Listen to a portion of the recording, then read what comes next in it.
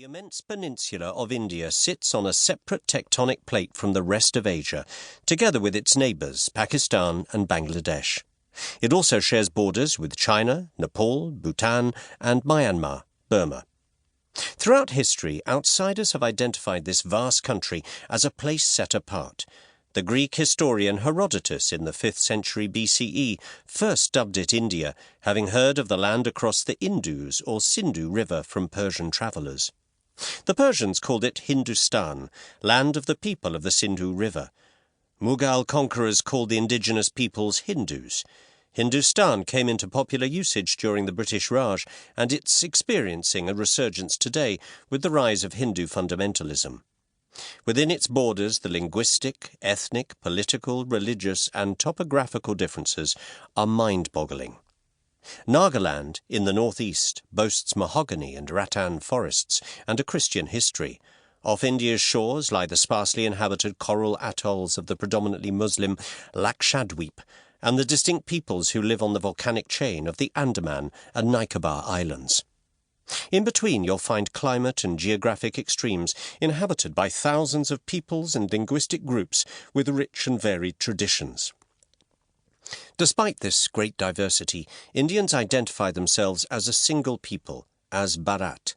Found in the ancient texts of the Rig Veda and the Bhagavad Gita, as well as in ancient Tamil, the name Bharatam referred to the people of the Indian peninsula.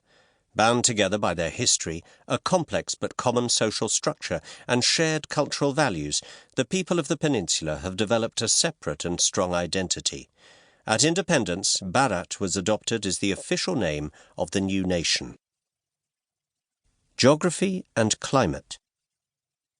With the 7th largest landmass in the world, India's geography ranges from the breathtaking Himalayas to scorching desert, to dense tropical forests to expansive plains.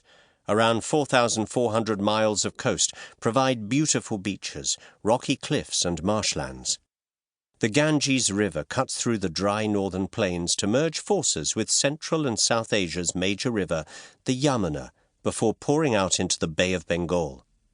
Rivers and tributaries, mostly flowing from the Himalayas, run through the subcontinent like veins. These waters bring both life and death to India.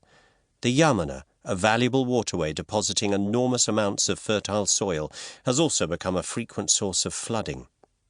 India can be divided into 5 geographical regions: the islands, the coastal plains, the peninsular plateau, the North Plains and the North Mountains. There are 3 major seasons: summer, monsoon and winter, but climate changes with the geography. Tropical, subtropical, arid and alpine zones can all be found within this vast subcontinent. Kerala in the southwest is known as the gateway of summer monsoon.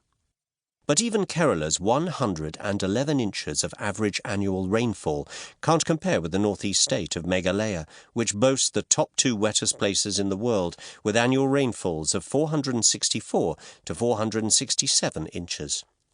Across the arid northwest plains, temperatures range from 104 to 115 degrees Fahrenheit, though they've been known to rise to 140 degrees Fahrenheit. In spite of scorching temperatures and little rain in the arid regions of the west in the summer months, these areas support a rich variety of vegetation and animal life. The Thar, or Great Indian Desert, covering much of Rajasthan and parts of the Gujarat, and the Himalayas in the north affect India's climate. Blocking the cold winds from Central Asia, the Himalayas guarantee warmer temperatures than India would otherwise experience. The north is a place of extremes. Bone-chilling temperatures in winter give way to the scorching Lu wind in summer, when life is difficult for all who work or travel there. As June moves into July and August, heat and humidity rise to unbearable heights. A sigh of relief is heard when the monsoon finally breaks, with often awe-inspiring thunderstorms, sheets of rain and overflowing rivers. From September to November, the monsoons wane in the west, drenching the east as winter approaches. Winter in India from December to February is relatively dry and cool. Temperatures are, on the average, 50 to 60 degrees Fahrenheit. Southern regions are warmed by the surrounding waters of the Indian Ocean, the Bay of Bengal and the Arabian Sea. Parts of India do see snow. Himachal Pradesh,